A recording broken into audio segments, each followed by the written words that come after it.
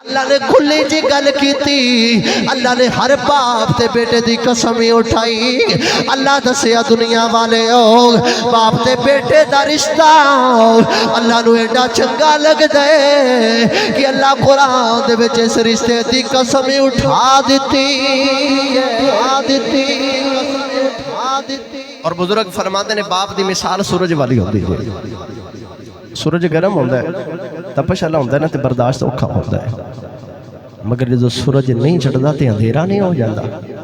سورج ڈب جاوے تو اندھیرے آ جاتے ہیں، ایویں باپ والا سورج بھی ڈب جاوے تو زندگی دے وچ بھی اندھیرے آ جاتے ہیں۔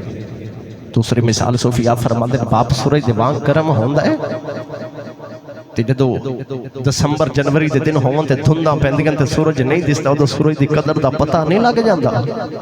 پھر کوئی کام کرنا ہوئے تے بندے کہندے ہوندے تھوڑے جے سورج نکل لوے تے پھر آپا کام کراں گے، تھوڑی انہیں دھوپاں نکل لین۔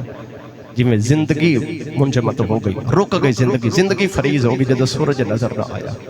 باپ دی مثال سورج والی گرم ہے، برداشت اوکھا ہوندا ہے، مگر جدو نہیں چڑھتا وہ تو پھر رات ڈھل جاتی، پھر رات پہ جاتی جائے۔ زندگی دے وچ باپ دا سورج موجود ہے تے پھر ان دی قدر کرے آ جائے، ان دا مقام پہچانے جے زندگی دے وچ۔ پیر آوے تے اسی اٹھ کے کھڑے ہو جانے، بڑی چنگی گل ہے، سیدان اسی اٹھ کے کھڑے ہو جانے، علماء اسی اٹھ کے کھڑے ہو جانے، استاد آوے اسی اٹھ کے کھڑے ہو جانے۔ پر ایک میرا دل ہور کرتا ہے، کاش کدے ویڑے دے وچ ابا آوے تے پتر اٹھ کے ادب دے نال کھڑا ہو جاوے۔ کیڑے لطف دی گل ہے، ماں ویڑے دے وچ داخل ہوئے، پتر اٹھ کے ادب دے نال کھڑا ہو جاوے، انہ دے ہاتھ چومے، انہ دا متھا چومے۔ حضرت انس دی مرویات وچ کو روایت ہے، ان انس قال النبی صلی اللہ علیہ وسلم من قبل بین عین امہ قال له ستر من النار۔ حضور فرمایا جڑا بندہ ماں دا متھا چوم لیندا ہے نا، آخرت والے دن دے واسطے حجاب جہنم بن جاوے گا، یعنی اون دے تے دوزخ دے درمیان اے متھا چومن والی نیکی حائل ہو جاوے گی۔